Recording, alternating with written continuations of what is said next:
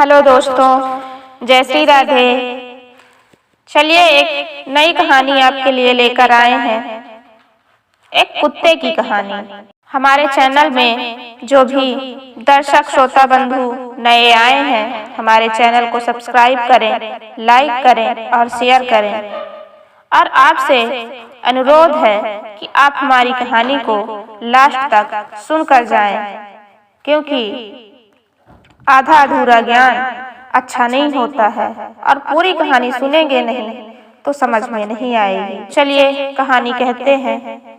एक बार की बात है, एक छोटे से गांव में एक कुत्ता रहता था। वह उस गांव का बहुत प्यारा कुत्ता था, जिस वजह से गांव के लोग उसे हर रोज कुछ ना कुछ खाने को देते रहते थे, जिससे कुत्ता का जीवन बहुत ही मजे से कट रहा था। वह रोज गांव के लोगों के घर के बाहर चला जाता था और गांव के लोग उसे कुछ ना कुछ खाने को दे ही देते थे। लेकिन एक दिन क्या हुआ कि गांव में एक दूसरे गांव में चला गया, जहां उसे कुत्ते को कोई नहीं पहचानता था, जिसके कारण उसे कोई खाना नहीं देता।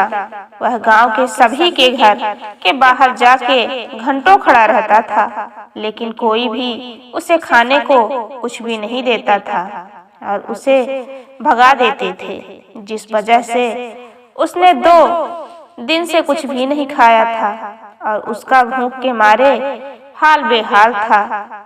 अब कुत्ता ठीक से चल भी नहीं पा रहा था। वह बहुत ही ज्यादा थक गया था और निराश होकर एक होटल के बाहर जाकर बैठ गया। शाम होने को आई, तभी कुछ दूर से कुत्ते को एक रोटी का बड़ा टुकड़ा दिखाई दिया। रोटी के टुकड़े को देखते ही कुत्ते के मुंह में पानी आ गया। वह बहुत ही खुश हो गया और खुशी के मारे पूंछ हिलाते हुए दौड़कर उस रोटी के टुकड़े को पास गया। कुत्ते ने रोटी को अपने मुंह में उठा लिया और आसपास देखने लगा। उसने सोचा कि मैं इस रोटी के टुकड़े को लेकर कहीं दूर चला जाऊं, नहीं तो यहाँ के लोग मुझे फिर भगा देंगे।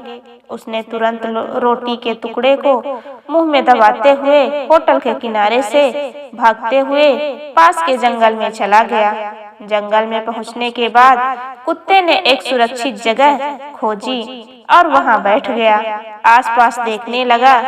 बाद में वह निश्चिंत होकर रोटी के टुकड़े को बड़े मजे से खा लिया, लेकिन अब उसे प्यास लग रही थी, जिसके कारण कुत्ते ने बाकी बचे रोटी को मुंह में लिए पानी की खोज में चल पड़ा।